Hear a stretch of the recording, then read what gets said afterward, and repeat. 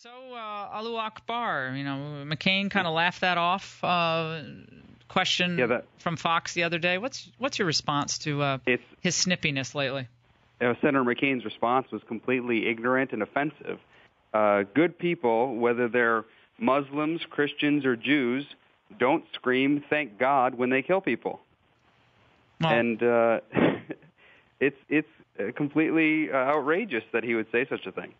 Well, what we have now is I think, stark reality emerging in the United States, where people are beginning to call the elites out, the establishment out, on its failed judgment and on its misunderstanding, misapprehension of the facts that are obvious in Syria. Right.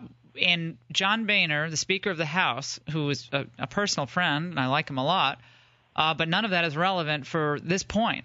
He came out and supported the president on this and supported military action. What is your reaction to that before we get into your assessment of how the House will ultimately vote? Well, at every town hall, every stop I've made, and I made 11 stops in 2 days this past week, so I could go out and hear the people's voices on Syria. At every single stop, I had to hear about how absurd it was that our leadership was coming out in support of the president on this. The American people don't want this war. Our veterans are speaking out. Almost 100% of the veterans I spoke to, and I had a lot at my meetings, were against this war. You had active duty spouses and parents. You even had some active duty members in our armed forces who were telling me, please do not go into this war. There's no win for us here. If you launch these strikes, you're just going to create a bigger mess, and we don't need to be in this. Well, the calls in your office, what are they running? They're running almost 100% against the war. I mean, the calls are crazy in terms of the numbers we're getting and the volume. And they're almost 100% against the war. But I decided I was going to go out and speak directly to the people at open public meetings so anyone could come. Maybe you're getting a bias when you get the phone calls. I said, let's do something open to the public. Anyone can come to these meetings and tell me what they think. And at my meetings, it was over 95% who were opposed to the war. Your reaction to the Speaker of the House before the hearings even took place on Capitol Hill, throwing his support behind this? Well, it was a mistake. And one of the problems we also have as Republicans, and a lot of us have talked about this, is that our leadership didn't come to us ahead of time to say, hey, this is the position we're going to take. Because our constituents have a very different position. And if you're the Speaker of the House or the leader and you're going to take a position in support of the war, which is contrary to what the vast majority of Americans believe, and certainly the vast majority of Republicans, it might be nice to call up your conference, the GOP conference, and say, hey, this is what we plan to do. But we didn't get any of that. Well, what do you think is going on there with Boehner? Like, well, why would he do this? I mean, I just think the establishment basically just agrees we're going to do this and let the Tea Party folks scream about it, let the left scream about it. But we're just, we're in charge and we're just going to run this show. I don't know what the deal is, and I personally like Speaker Boehner. I've had many meetings with him, and he's a nice guy. I have a good time chatting with him. But I think there's a fundamental miscalculation that keeps happening with respect to what the American people think. And it seems to me that there's a lot of people here in Washington who spend too much time in the Beltway, and they are talking to the same people, and there's an echo chamber going on, and they don't get back home to talk to constituents. And they don't have a clue about what the American people think, whether it's this issue or NSA or any other issue. It's time and time again. And unfortunately, it's the establishment politicians who are running the show right now, and the American people are demanding a change. I can't tell you how many times I heard from constituents, it's time for a third party. Well, I have to say I've heard the same thing, and it seems, again, there's the establishment that includes Republicans and Democrats, and then there are people on the left and people on the right. And the establishment is in cahoots together. And almost invariably, they're disconnected from the will of the people. You see that on issue after issue, and that moves us to immigration. Where are you currently on this immigration battle, where clearly the grassroots of the Republican Party, and imagine a majority of your constituents, are against this pathway to citizenship? Yeah, people are against the pathway to citizenship. I think most Republicans and most Democrats can get back behind some kind of pathway to legal status, but no special path to citizenship.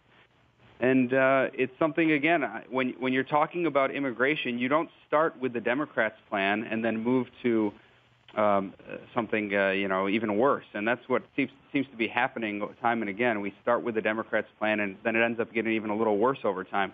Let's start with a Republican plan, put it on the table, and let's debate it. We're the Republican-controlled House of Representatives.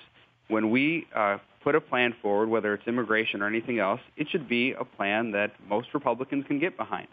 Well, here's the problem is that I'm not directing this to you, but we just don't trust you guys. I mean, we just don't trust you. The idea that the Republicans are going to put forth legislation on immigration when we have 7 point whatever it is today unemployment and a horrid labor participation rate, downward adjustment on jobs created, and we're concerned now about bringing in all these new legal workers into the United States. It just, again, totally disconnected from what the people of this country want. They want jobs for the American people and legal immigrants. That's what they want. They want prosperity. They want a return to a strong America. So, frankly, chaos doesn't reign everywhere else, because when we're weak, the rest of the world goes to pot too. And yet y'all are saying, well, we need to do immigration. Well, who's saying you need to do immigration except La Raza, Chuck Schumer, Dick Durbin, and Bob Menendez? I don't think your constituents are asking for immigration reform. That was a decision by the elites after the last election to try to explain away another failed campaign. Well, I think one of the issues we're trying to address is making sure that the illegal immigration situation doesn't keep getting worse. So when we're talking with Democrats and my constituents, who I've talked to many times on this issue, we're looking for some solution that prevents the problem from getting worse. Congressman, it's getting worse because, unfortunately, Republicans keep running candidates who lose presidential elections. And then when they nominate people, those people are basically open borders people, too, who don't really care about the fact that wages are being kept so pathetically low in this country by an influx of millions of people who don't have the legal status to be here. And so that's why we have this problem. It's not that, well, we're going to come up with a solution. Obama's already made it clear he's not going to enforce these borders. He's not going to enforce deportation. He's not going to do it. So you guys sitting down with Obama, I mean, that's like sitting down with any individual who's already made up his mind. He's not going to do this stuff. Oh, we know what it's like working with this president. And that's one of the concerns we have, too, when it comes to immigration reform. And I brought that up many times at my town halls. You can't work with a president who's going to decide not to enforce parts of the law.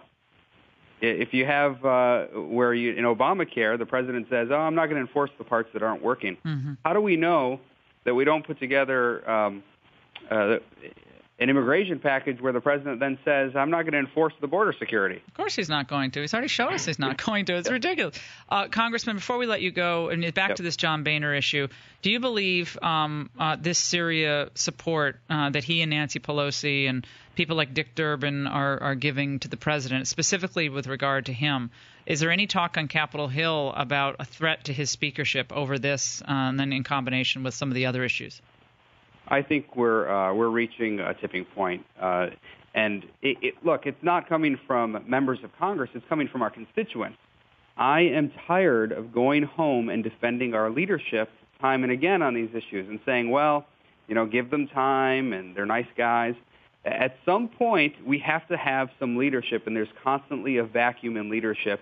And anytime there's a big issue where the majority of Americans are going one way, you're saying our leadership go with the president. And it just can't continue. Congressman Justin Amash, Michigan, we really appreciate you taking some time, and thank you for your leadership on this Syria issue.